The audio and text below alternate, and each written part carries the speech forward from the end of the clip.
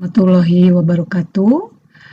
Ketemu lagi bersama Ibu Wiwi Kurniasih.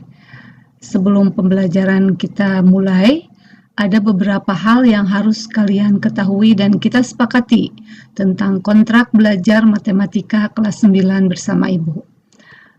Oke, kita akan lihat apa saja yang menjadi kontrak belajar kita.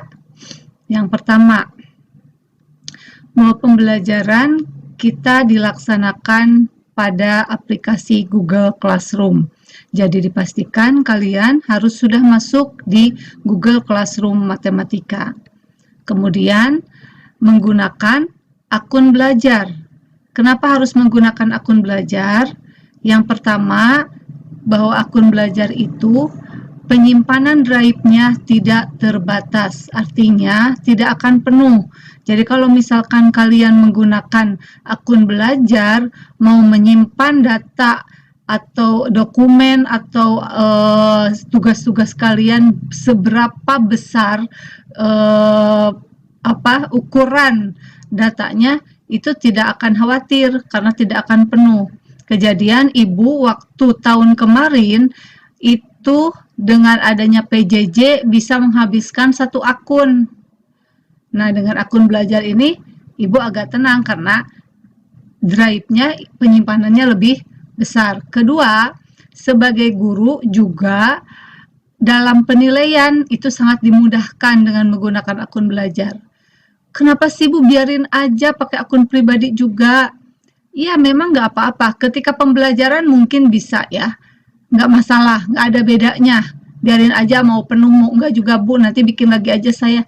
Lah, pemerintah sudah membuatkan akun belajar, kenapa tidak digunakan? Kenapa kamu harus buat lagi akun pribadi? Itu satu. Ya, jadi supaya tidak mubazir. Kedua, dalam penilaian itu sangat memudahkan Ibu dan Bapak guru. Berdasarkan pengalaman tahun kemarin, di saat ujian, anak-anak ada yang menggunakan akun belajar, ada yang menggunakan akun pribadi. Satu, banyak. Kalau gurunya yang setting ujiannya menggunakan akun yang masuk terbatas hanya Kemendikbud, repot. Yang akun pribadi pada teriak-teriak, ini nggak bisa masuk, login, minta akses, dan sebagainya.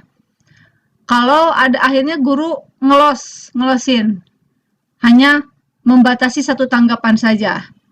Nah, ada kejadian anak masuk 2 kali dengan akun yang berbeda. Tapi kalau dengan menggunakan akun Kemendikbud itu nggak bisa. Ya, nggak bisa begitu. Walaupun dia masuk lagi dengan akun orang nggak akan masuk. Tapi kalau dengan akun pribadi dibatasinya hanya satu tanggapan, itu dia bisa masuk lagi dengan akun pribadi yang lain. Nah, itu makanya mutlak harga mati akun belajar harus digunakan. Itu ya. Mohon nih, jangan mengkarep sorangan susah diatur. Ini juga bagian dari satu penerapan kedisiplinan kepada kalian. Yang responnya cepat, yang tidak cuek, tidak acuh tak acuh, yang tidak matanghul, ya itu Ibu akan berikan apresiasi. Ya.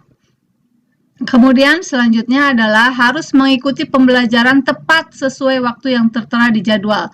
Jadi, biasakan nih jadwal matematika hari Selasa, misalkan jam 9. Ya, kalian harus sudah siap.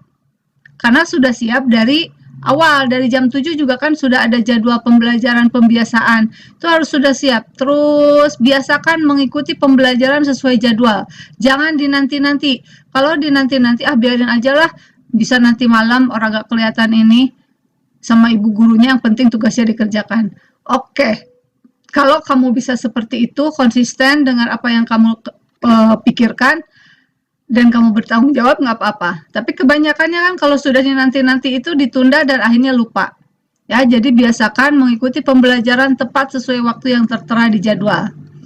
Kemudian, yang selanjutnya, mengikuti pembelajaran sesuai dengan arahan dan petunjuk yang diberikan pada postingan materi atau tugas. Jadi, setiap ada tugas atau materi itu baca dulu petunjuknya. Ini harus dibagaimanakan, suruhannya apa. Jangan gabret aja. Misalkan diklik tugasnya, Terus nanti nanya ini digimanain, atau misalkan lagi ujian menggunakan aplikasi Google Form, klik aja Google Form-nya.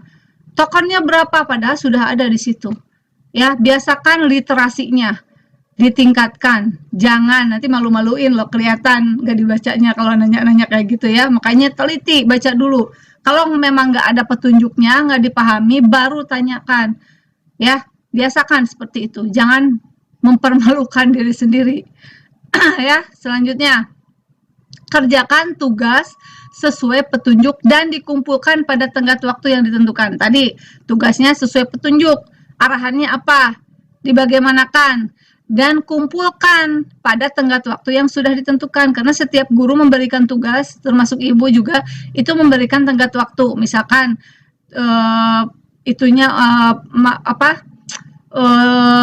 jadwalnya hari Selasa, ibu kasih tenggat sampai hari Jumat misalkan. Nah, Jumat jam 12 malam harus terakhir dikumpulkan. Nah, itu kamu harus mengikuti aturan itu.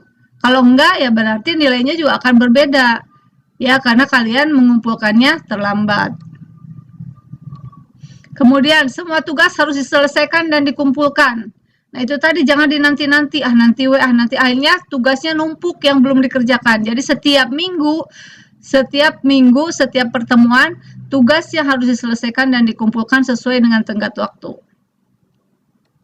Nah, kemudian mengikuti dan mematuhi semua aturan dan tata tertib yang sudah ditentukan dan disepakati. Yang tadi, aturan-aturan yang tadi yang Ibu katakan, yang sudah Ibu paparkan, itu harus dipatuhi.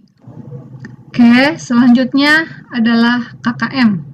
KKM kita sepakati 78, artinya kalian setiap tugas, ulangan, ujian, apapun, nilainya harus mencapai minimum 78. Dan yang berikutnya adalah ini materi yang akan kita pelajari di semester sekarang. Yang pertama bilangan berpangkat, persamaan kuadrat, fungsi kuadrat, kesebangunan dan kekongruenan, bangun ruang, sisi lengkung. Oke, terakhir ucapkan terima kasih atas perhatiannya. Selamat belajar dan salam sehat selalu. Wassalamualaikum warahmatullahi wabarakatuh.